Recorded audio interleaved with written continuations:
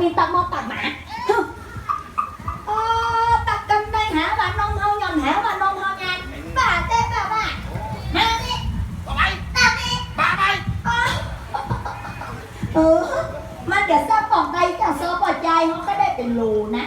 อย่ากำยักกำยักกำยักกำยักหูเก่าแล้วมานี่มันก็ประเด็นแจ้งโซ่ปอดใจการแจ้งโซ่ไม่ยิงแล้วหมดประสิทธิภาพไอซูโพสหามไหลไปเก็บขันตั้งเมื่อบ้านไปเลยแจ้งโซ่ปอดใจการไม่ยิงแล้วบากการนี่นะแต่ค่ายเราเกียรตินมงานด้วยนะคงจะมีพยศพยามอย่างนมงานแบบนี้เราบอกไม่ติดใจแม่เนาะบอกเดียวถามก็น้อยถามก็หนาถามก็โดมถามก็แดงนมงานไม่น่าจะมีประโยชน์มานี่คนเฒ่าคนแก่พี่น้องตุ่มต้อมปลาล่างซบหานก้นมะละบอกมากันย้อนนมงานเจ้าไอ้สมบัติประโยชน์ข้อที่ 1เอ็นย่างจ้อยย่างซอที่ควรห้องไว้ยังก็น้อยก็หนานก็ตึงหูกันแล้วประโยชน์ข้อที่ 1ฝนตกลมหลวงหัวปีฟ้าห้องฟ้าคาของดุ่มนี่ก่อนเลยแค่ตัวอย่างนี้ไม่ได้เขาเป็นด้อยเรือลมหลวงนี่นะบ่มีปัญหาเจ้าสำหรับ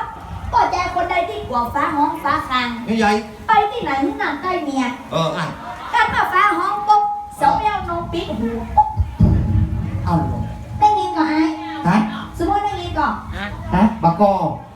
ไอ้ยังก็บากอนะได้ยินก่อนไอ้หันเราประโดมมาได้ยินนะนมตื้นหูฟ้าห้องยังบอกฟ้าเม็ดหยวดอีกหน่อยถ้ามีปัญหาเจ้าเสาเบี้ยวนมปิดตื้นหูปิดตื้นตาอะไรนี่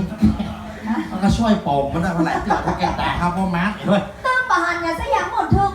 ประโยชน์ข้อที่ 2เจ้าย่างเขาเป็นย่างจ้อยย่างซอไปซอที่ไหนเปิ้ลเอาหมอนขันตั้งไซมาได้กับหมอนหก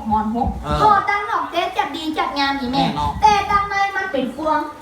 ต่อฟวงนั้นก็นำมาแกงหมอนนี่ป่ะเนี่ยบุกไอ้บันเข้า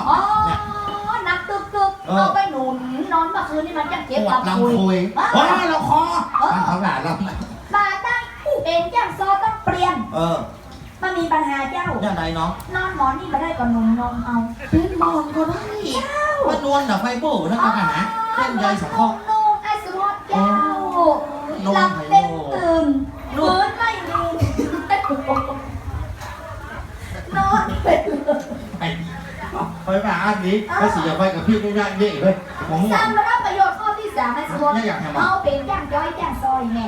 ซอวาข้ามปีเข้าบ้านแต่ละคอมันจังเงินถูกต้องเงินไอ้ซูโม่นี่ก็เป็นเงิน2จานเนี่ยเงินก็แดงเนี่ยตู้เย็นนี่กระหล่ำตู้เย็นก็มีกระหล่ำนั่งหม้อก็มีกระหล่ำนอนบนเงินก็มีปัญหาก็ต้องเตียวลงน้ำก็ต้องเด่นการงงซองซางไม่ได้สาวแม่นอนไปโดดเลยบัตรลื่นกับอะไรเลี้ยวบัตรเตี้ยวกับอะไรหรอไหลลงคอ